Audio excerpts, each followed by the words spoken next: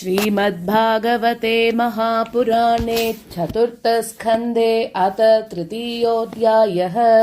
मैत्रेय उवाच सदा विद्विषतोरेवं कालो वैद्रियमानयोः जामातुश्वसुरस्यापि सुमहानतिचक्रमे यदाभिषिक्तो दक्षस्तु ब्रह्मणा परमेष्टिना प्रजापतीनां सर्वेषामाधिपत्ये स्मयोऽभवत्।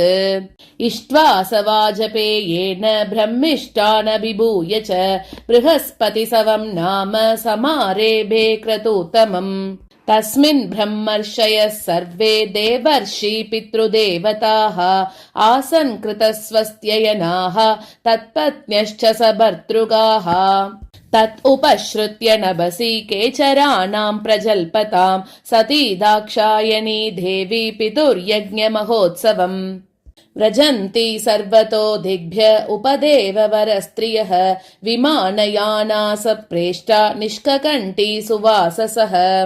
दृष्ट्वा स्वनिलयाभ्यासे लोलाक्षीर्मृष्टकुण्डलाः पतिं भूतपतिं देवम् औत्सुक्यात् अभ्यभाषत।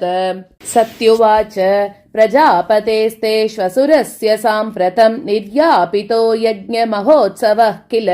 वयं च तत्राभिसराम वामते यद्यर्दितामि विबुधा व्रजन्तिः। तस्मिन् भगिन्यो मम भर्तृभिः स्वकैः ध्रुवं गमिष्यन्ति सुहृद्दिदृक्षवः।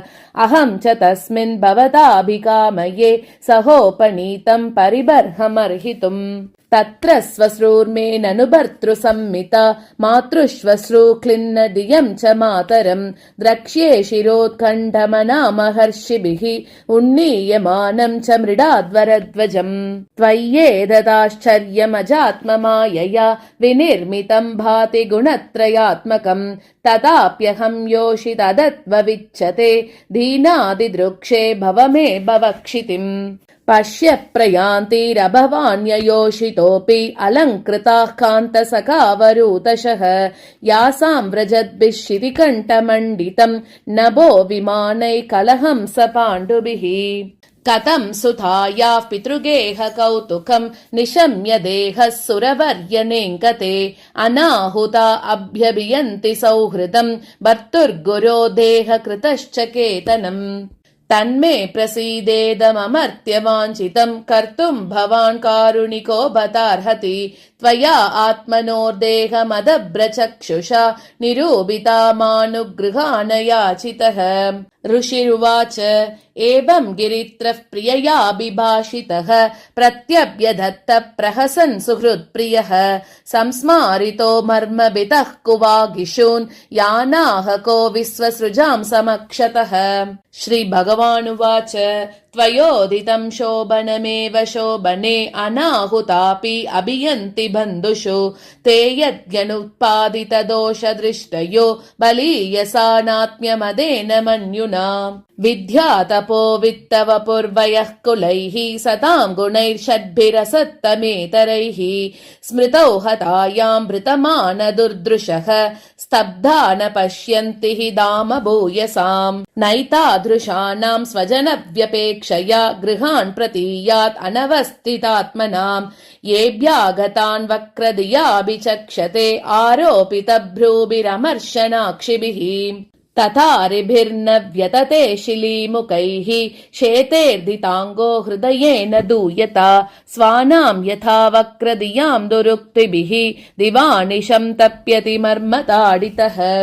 व्यक्तं त्वमुत्कृष्टगतेः प्रजापतेः प्रियात्मजानामसि शुभ्रुसम्मता अतापि मानं न पितुः प्रपत्स्यसे मदाश्रयात् कः परितप्यते यतः। पापश्यमानेन हृदातुरेन्द्रियः समृद्धिभिः पूरुषबुद्धिसाक्षिणाम् अकल्पयेषामधिरोढुमञ्जसा पदं परं द्वेष्टि यथासुरा हरिम्। प्रत्युद्गमः प्रश्रयणाभिवादनं विधीयते साधुमितः सुमध्यमे प्राज्ञैः परस्मै पुरुषाय चेतसा गुहाशयायैव न देहमानिने।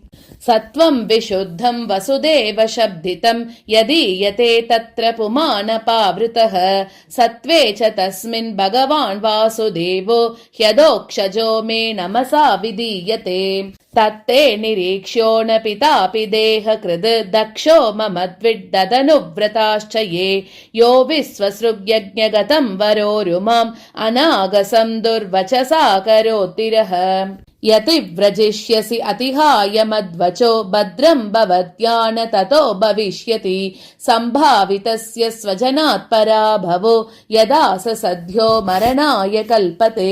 इति श्रीमद्भागवते महापुराणे पारमहंस्यां संहितायां चतुर्थस्कन्धे उमारुद्रसंवादे तृतीयोऽध्यायः।